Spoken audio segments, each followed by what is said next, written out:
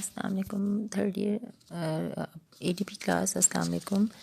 ये वाला अब आज का आपका चैप्टर फर्स्ट चैप्टर आपका एंड हो गया था, अब सेकंड चैप्टर स्टार्ट होगा। आज से सेकंड चैप्टर जो है वो बायोलॉजिकल बेसिस ऑफ बिहेवियर है। उसका मेन जो टॉपिक उसका जो चैप्टर की हेडिंग है वो तो बायोलॉजिकल बेसिस ऑफ बिहेवियर जो है उसके अंदर हमने न्यूरॉन का स्ट्रक्चर फंक्शन पढ़ना है और नर्वस सिस्टम के पार्ट्स हमने देखने हैं। ठीक है, 3-4 ही मेजर हेडिंग्स हैं उसके अंदर, लेकिन 7 डायग्राम्स आती हैं और ख़ासतौर पे न्यूरॉन का स्ट्रक्चर जो है वो शॉर्ट क्वेश्चन के अंदर कई दफ़ा ड्रॉ करना आ जाता है।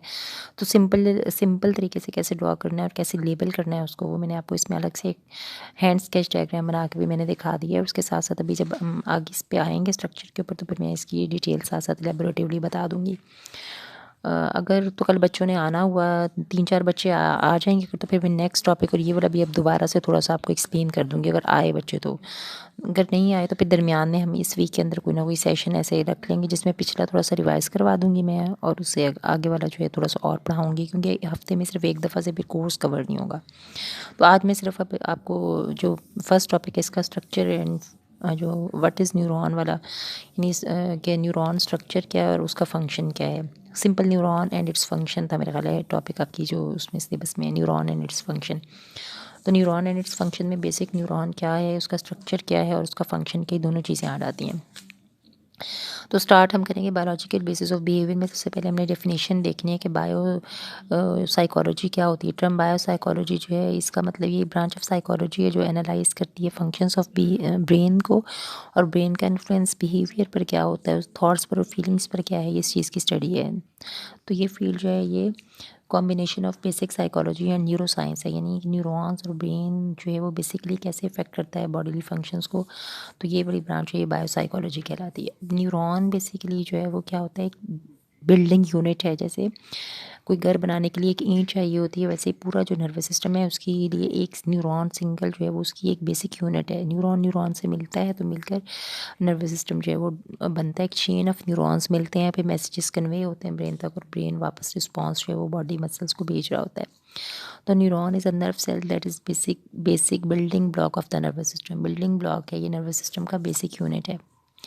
न्यूरॉन्स जो होते हैं specialise to transmit information throughout the body. Throughout the body जो है बॉडी के अंदर एक जगह से दूसरी जगह, वन प्लेस से दूसरी प्लेस तक इन्फॉर्मेशन भेजने के लिए जो न्यूरॉन्स हैं वो यूटिलाइज होते हैं। तो इन्फॉर्मेशन जो होती है वो दो फॉर्म्स में ट्रांसमिट हो सकती है, केमिकली और electrically. Electrical and chemical transmission जो है वो न्यूरॉन के थ्रू हो रही होती हैं।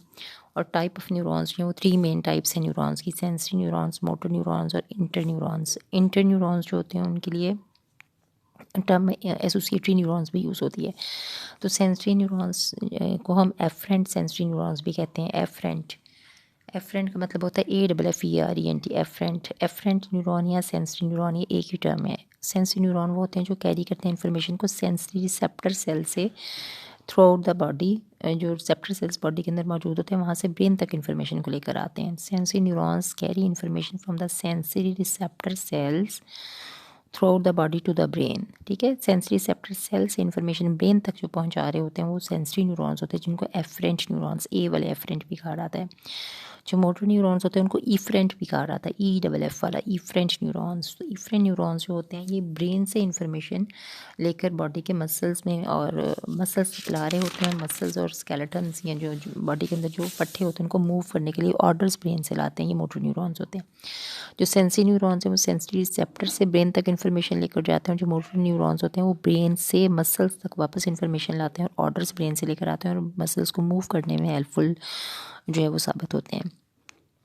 नेक्स्ट है इंटर न्यूरॉन्स। जो इंटर न्यूरॉन्स होते हैं उनको एसोसिएटरी न्यूरॉन्स भी कहते हैं। ये सेंसरी और मोटर न्यूरॉन्स को लिंक कर रहे होते हैं, ब्रिज अप कर रहे होते हैं इनको आपस में।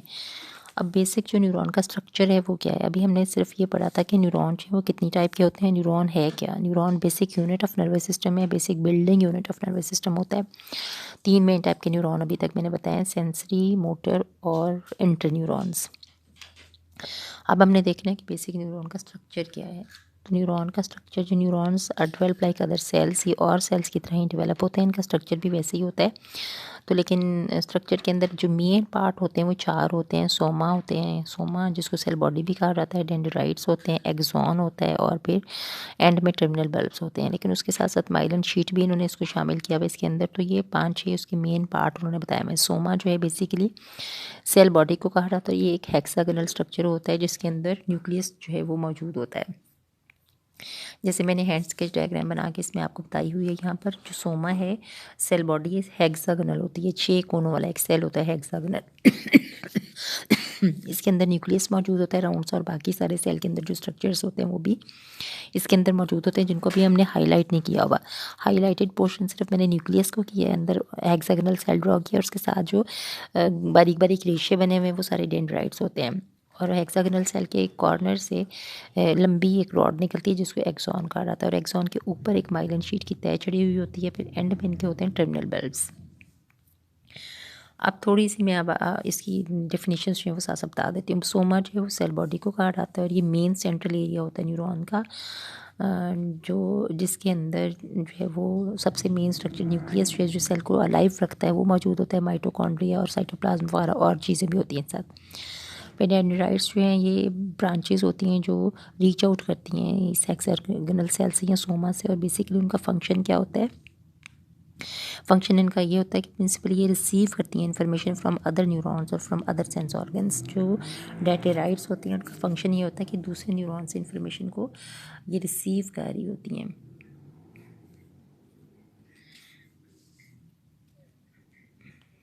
और फिर डेंड्राइट्स हैं नेक्स्ट। डेंड्राइट्स हो गए। डेंड्राइट्स ब्रांचेस होती हैं जो बारीक रेशे की तरह हैं, सोमा में से निकल रही हैं, और उनका फंक्शन ये होता है कि दूसरे जो नर्व सेल्स होते हैं वहाँ से ये इन्फॉर्मेशन को रिसीव कर रही होती हैं, दूसरे न्यूरॉन से, दूसरे सेंस ऑर्गन से इन्फॉर्मेशन रिसीव करती हैं।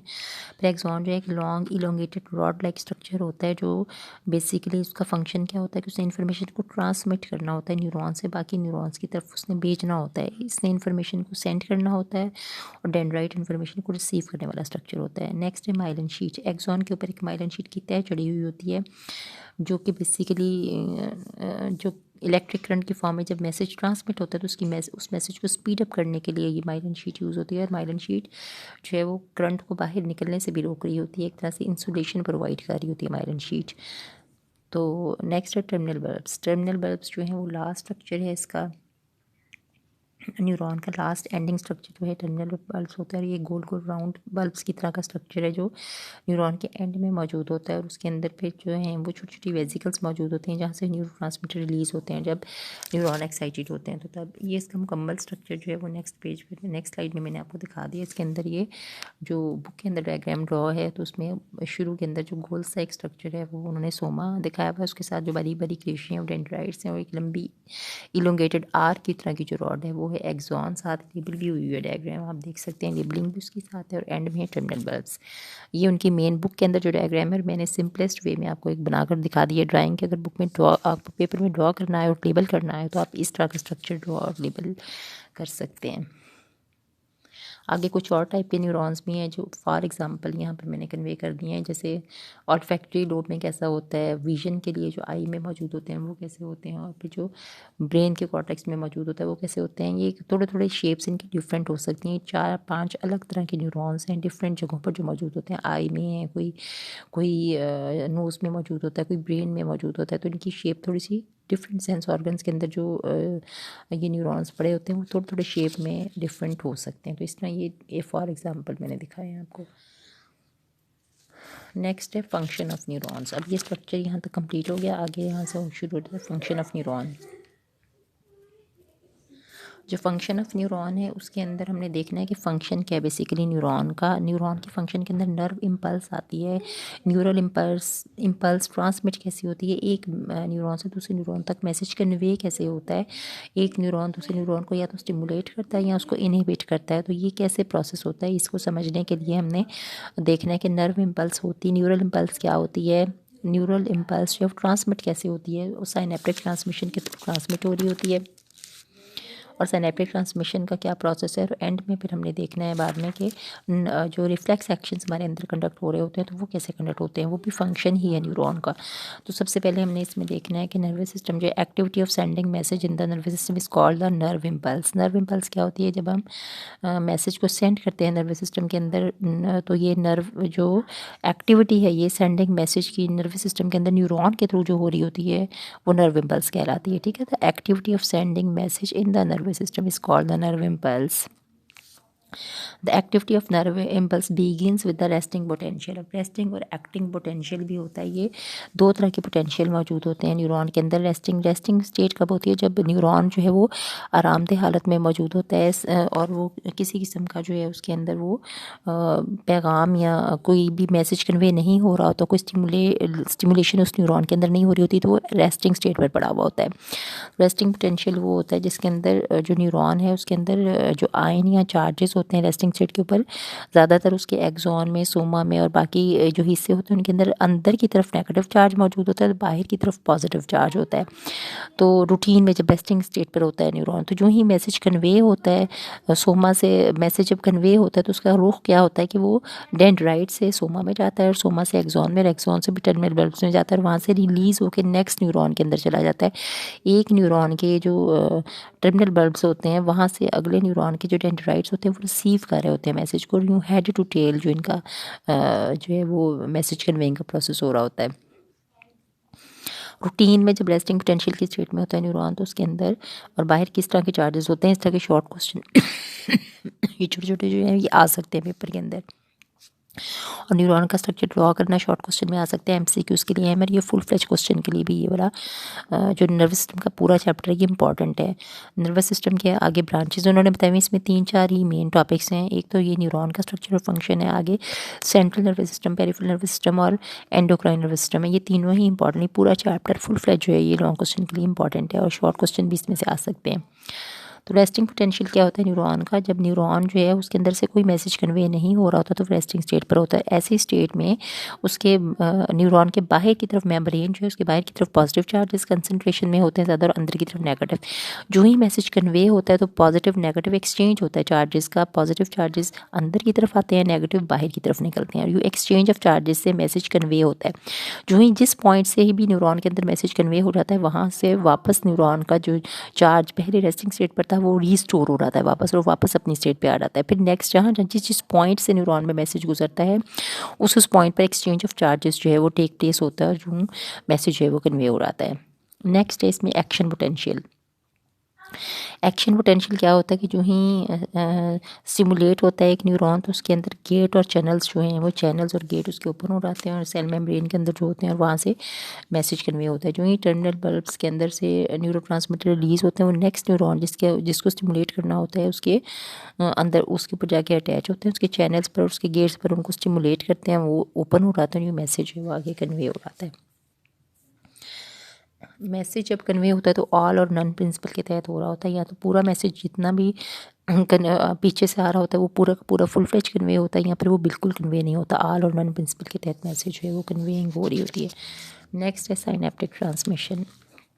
साइनेप्स क्या होती है, ये एक गैप छोटा सा बिल्कुल एक बाल की तरह का बारीक सा गैप एक होता है, बिल्कुल माइनर सा गैप। जब दो न्यूरॉन्स आपस में ज्वाइन करते हैं मैसेज को एक्सचेंज करने के लिए तो सेंटर में उनके एक जो छोटा सा गैप बनता है, बिल्कुल बारीक सा बाल की तरह का गैप होता है, उसको साइनेप्टिक क्लेफ्ट कहा जाता है। ये भी बहुत पेपर में शॉर्ट क्वेश्चंस के लिए इंपॉर्टेंट है और आ जाता है। साइनेप्स क्या होती है, रेस्टिंग पोटेंशियल क्या है, एक्शन पोटेंशियल क्या है, न्यूरॉन का स्ट्रक्चर क्या है, उसको लेबल करके उसके पार्ट्स बताएंगे, सारी चीज़ें बहुत ये कॉन्सेप्ट इंपॉर्टेंट है।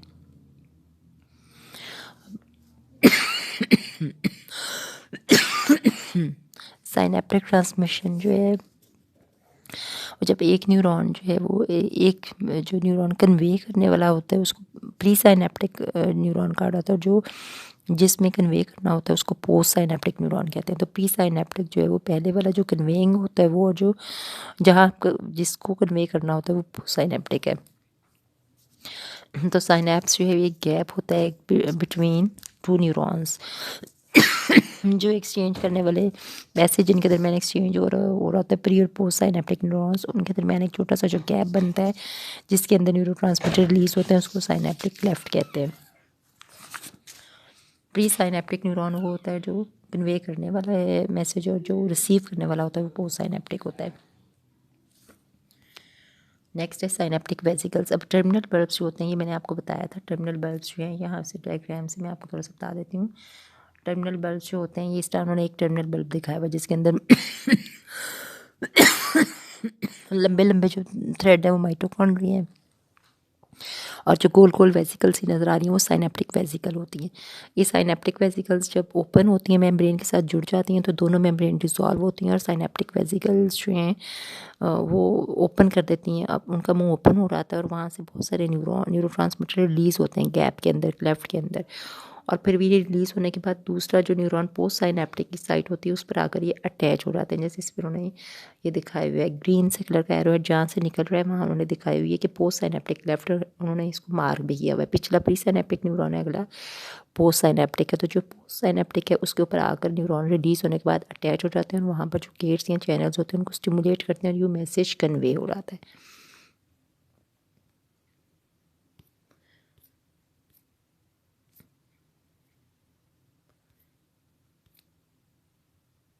फिर एक्साइटेटरी पोस्ट साइनेप्टिक पोटेंशियल होता है, इनहिबिटरी भी होता है। कई दफ़ा न्यूरोट्रांसमीटर्स जो होते हैं ये जिस न्यूरॉन के ऊपर जाकर अटैच हो रहे होते हैं उसको यहाँ इनहिबिट करते हैं या फिर एक्साइट कर देते हैं।